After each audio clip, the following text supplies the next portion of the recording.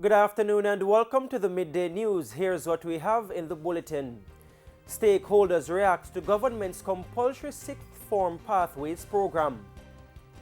Health Ministry to resume administering Pfizer first dose to children 12 years and older.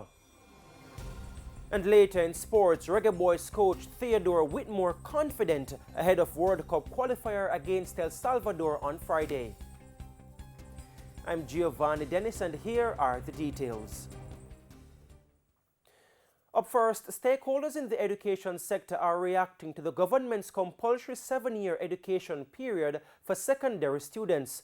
Both the president of the Jamaica Association of Principals of Secondary Schools, Linvern Wright, and the principal of Yallahs High School, Mark Malabva, believe more consultation is needed. Sandy Williams reports. The Ministry of Education has announced that effective this academic school year, the country's secondary schools will transition to a compulsory 7-year education period. This new regime is part of the new Sixth Form Pathways program, which aims to ensure that students leave the secondary level with improved certification to better transition into tertiary studies or the workforce. The Jamaica Association of Principals of Secondary Schools believes this initiative is good. However, President of the association, Linvern Wright, says the approach to implement the program is not. He believes the program was not properly thought out. What we want to know, we want to be clear that your funding, it can be $17,000, because we are also running the same programs with, for example, tertiary institutions. And tertiary institutions are going to be guaranteed $60,000, while high schools are going to be $17,000 to offer what really would be kind of tertiary education, the kind of technical work and that sort of thing that's supposed to be done. So we want it to be properly thought out and yes, it's a good idea, but we want it to be properly thought out in terms of funding. It's very complex and a lot more discourse, a lot more discussion needs to take place, certainly between principals and the Ministry of Education as to how it is that we implement this program, this new initiative. Mr. Wright says human resource is also another area of concern. Mark Malava is the principal of the Yallahs High School. For him, the focus should be at the early childhood level. I would want to see a clear plan from the ministry, from the government, as to what steps will be taken to correct the ills at early childhood. I think you can't build a house without its foundation, and I think in some respects we're getting it wrong. Both Mr. Malava and Mr. Wright say a comprehensive discussion is needed before implementing the program. What we really want is for them to sit down with us. Let us work through these things. And if it means that we don't have to do it on such a big scale and we phase it in over the next 2-3 years, we think that is a better thing. But to decide now that it's going to go wholesale with people being so confused and concerned about it, I think they should do a phase thing, we do a pilot, we work through the pilot, work through the kinks, and then we see how we implement on a phase basis. And to me, that would work better with the government's capacity to fund. Sandy Williams, TVJ News. Effective today, the Ministry of Health will resume administering Pfizer first dose to children 12 years and older. The ministry says the rollout will take place predominantly in schools. Meanwhile, persons 18 years and older will continue to receive the AstraZeneca and the Johnson & Johnson vaccines.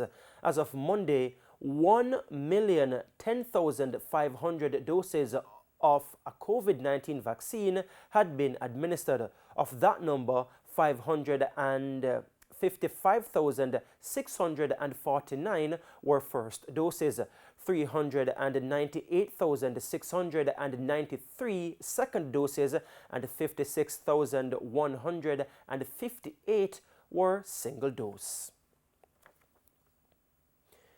6 more people have died from COVID-19 in Jamaica. The deaths occurred between August 8 and November 7. 4 of the deaths were recorded in St. James, 1 in Kingston, and 1 in St. Catherine. The deaths bring the country's total COVID-19 fatalities to 2,293. Jamaica also recorded 42 positive cases from a batch of 1,139 test samples. The case count now stands at 89,788. Of that number, 1,156 are active. 242 people are being treated for the virus at hospitals across the island. 11 are critically ill, while 24 are severely ill. In the meantime, 155 more people have recovered from the virus, bringing the total recoveries to 59,473. Some schools in St. Anne are still waiting to be certified from the Ministry of Health to reopen for face-to-face classes. But for those back in the physical space, the work to tackle learning loss continues. Shamila Pullin reports. 45 of the 49 approved schools in St. Anne and Trelawney opened their doors to face-to-face classes Monday morning in Region 3.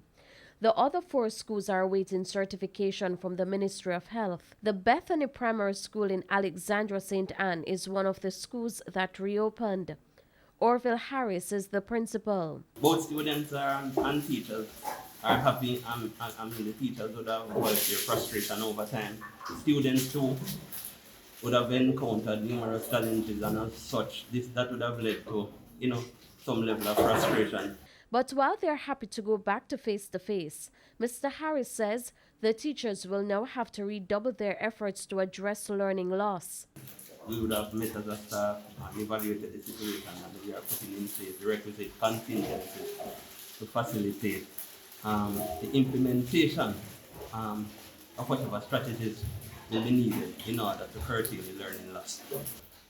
In a number of instances where power outages and a number of students don't have internet connectivity, and even if they have, sometimes it is not stable. And of course, some persons really don't have the money for the data. And then we also have the challenge associated with the lack of device. And then teachers will inform you, or we would have learned that the level of attention or the students really don't give the teacher the attention, and by extension the performance, meaning the work that is given by the teacher is not always properly done. Meanwhile, the U.S. Food and Drug Administration recently approved emergency use of the Pfizer COVID-19 vaccine for children between the ages 5 and 11. Mr. Harris says he would support the administering of this here in Jamaica. Well, I was one of the first persons to take the vaccine. I took mine as early as March of this year, and I am going to encourage everybody who would have done so to go ahead and get vaccinated. I mean, this is the best way for us to get back to normal. Students would have suffered immensely, and as I said before, this is the best way for us to try to get back to our life now. And if you are not vaccinated yet, I'm using this opportunity to reach out to you to ask you to find a vaccination center nearest to you and take the jab. Shamela Pullin, TVJ News. To other news, concerns this afternoon from residents of Mineral Heights in Clarendon, days before rehabilitation work is set to begin on the roads leading to their community. The residents are blasting their local representative for not meeting with them to listen to their concerns. But as Kalisha Williams reports, the mayor of May Pen is rejecting that assertion. The residents of the Mineral Heights housing scheme say they have been advocating for years for the roads in their community to be fixed. But now that work will begin in a week, concerns. Marvin Johnson says he's been living in the area for over 20 years. He's concerned about how the road rehabilitation notice was communicated to the residents. It was a voice note that was sent to me, how I was aware of it, and it is of concern to me. It is saying that in the voice note that we are practically given 4 days to relocate any material that we have that is protruding on the roads.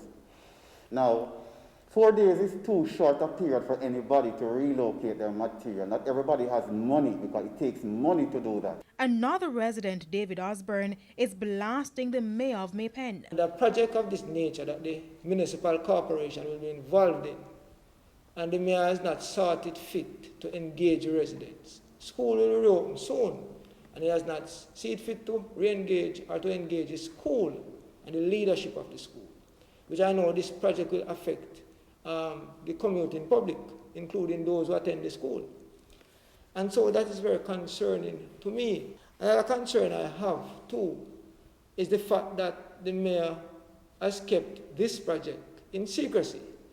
And he would have known, best of my knowledge, he would have known quite a bit about the project, but has not seen it fit to engage residents and to notify persons and to keep a meeting in the community. Mayor of Maypen, Winston Mirage, says a contractor has been selected for the project.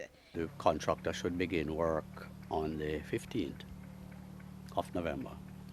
So what the municipal corporation did is that we found out that there's a lot of materials that are stored, building materials, on the carriageway as well as the verges, and we'd like that to remove. So we send round some voice notes and we send round messages, and we also send round a loudspeaker unit to warn everybody that they have 5 days to remove their materials. We're not giving them more than 5 days, because we have been appealing to them for the longest while to have the verges cleared and the roadways cleared. He also rejected assertions that he's not been meeting with residents.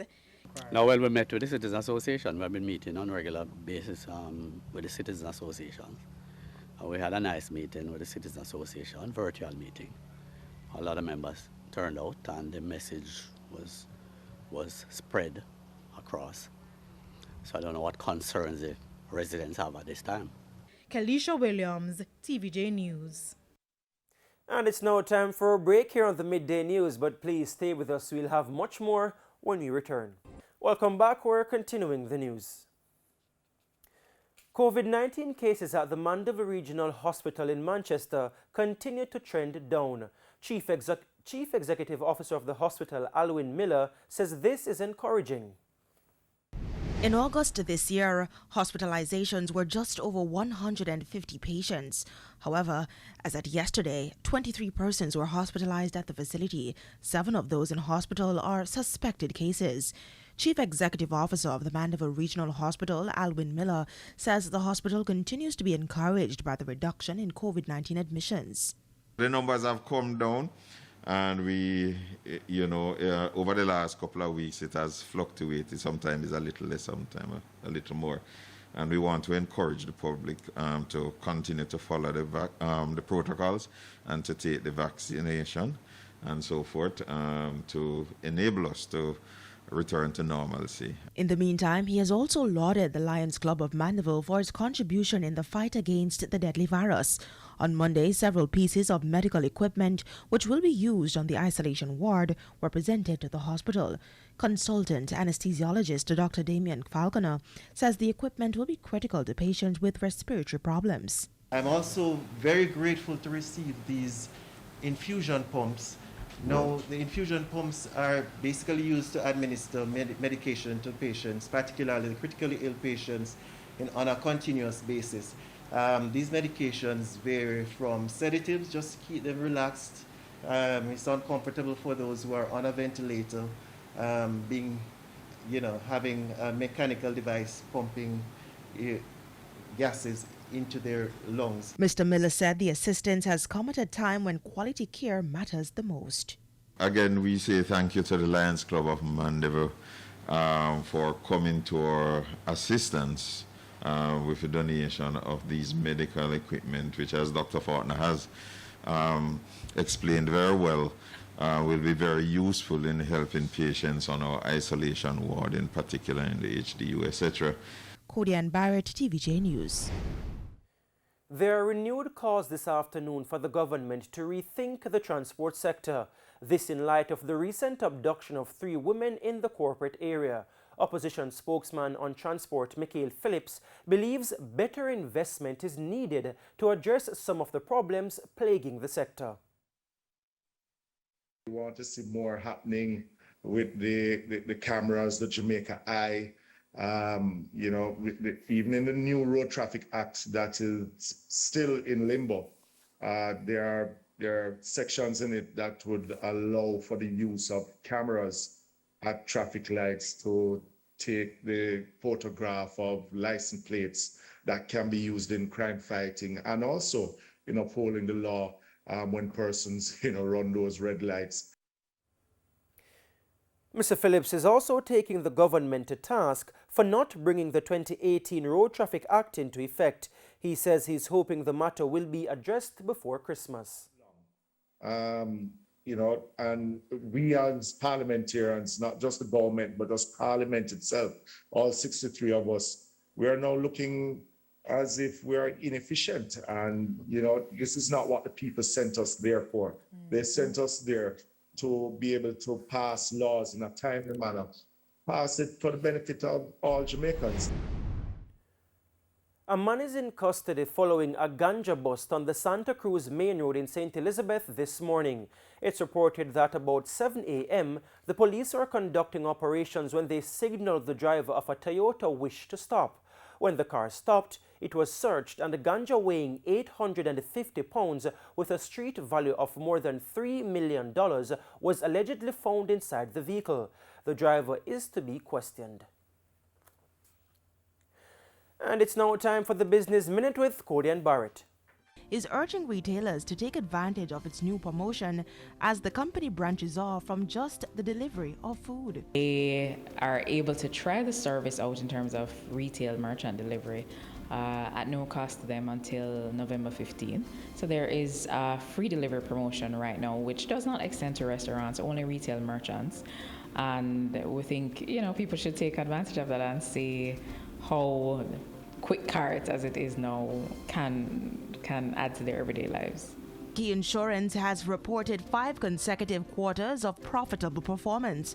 In its unaudited financial statements for the 9-month period ending September 30, 2021, it reflected a 104% increase over the prior year.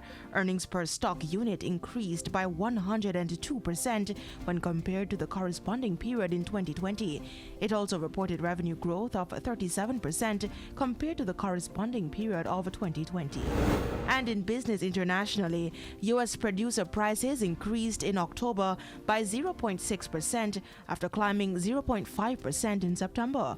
This was driven by surging costs for gasoline and motor vehicle retailing, suggesting that high inflation could persist for a while amid tight supply chains related to the pandemic. According to the U.S. Labor Department, in the 12 months through October, the producer prices increased 8.6% after a similar gain in September. And that's it for the Business Minute. I'm Codian Barrett. And it's now time for the top regional and international stories. Here's Sandy Williams. In the region, the former head of the Special Organized Crime Unit of the Guyana Police Force, Sidney James, was released on Guy $300,000 after he surrendered to law enforcement authorities on Monday. Last Wednesday, Guyana Police Force issued a wanted bulletin for James, saying he was being sought in connection with investigations into allegations of fraud and obtaining money by false pretense. In 2019, James was sent on administrative leave after a special audit unearthed a number of instances of mismanagement of funds and falsification of documents at the Special Organized Crime Unit. Further afield, in Chile, after more than 20 hours of debate, legislators approved an impeachment procedure against President Sebastián Piñera. The complaint received 78 votes in favor, 67 against, and 3 abstentions. It now goes to the country's Senate for debate and vote. The accusation against President Piñera is related to the sale of a mining company in a tax haven that leaked from Pandora Papers. And those were the top regional and international stories. I'm Sandy Williams. And we now head to a quick break. When we come back, Renardo Brown will have the midday sports. Welcome back. It's now time for your midday sports. With hopes of qualifying for the 2022 FIFA World Cup hanging in the balance, Reggae Boys head coach Theodore Whitmore wants his team to maintain discipline ahead of their game against El Salvador on Friday.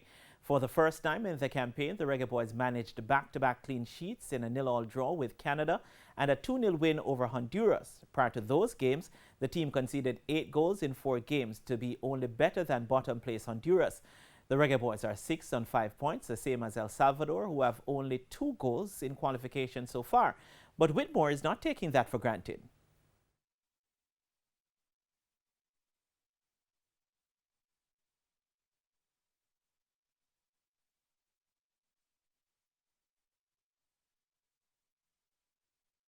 Well, it's a boost, so we don't want to get complacent. You know, we just want to know that we're going to come out each game. We're going to work twice as much to start get points on the board, and the El Salvador game is nonetheless. In the meantime, Whitmore is confident of having as close to a full-strength squad as possible after being hampered by injuries during the last window. Well, yes, we have a balanced squad here for these two upcoming games. We're looking forward to it. Again, we want to build on the last two performances from Canada to Honduras. We can see much improvement. We have not conceded the last two games, so we just want to build on it. The boys departed the island late Monday evening, where they will stage 3 training sessions before the match on Friday that kicks off at 9 p.m. Jamaica time. Rangers boss Steven Gerrard remains high on Aston Villa's list of potential targets to replace Dean Smith, but other contenders are under discussion. Villa's hierarchy are impressed by Gerrard's work in revitalizing Rangers in what is his first managerial job. He has long been seen as a future Liverpool boss, but Villa may be ready to try to tempt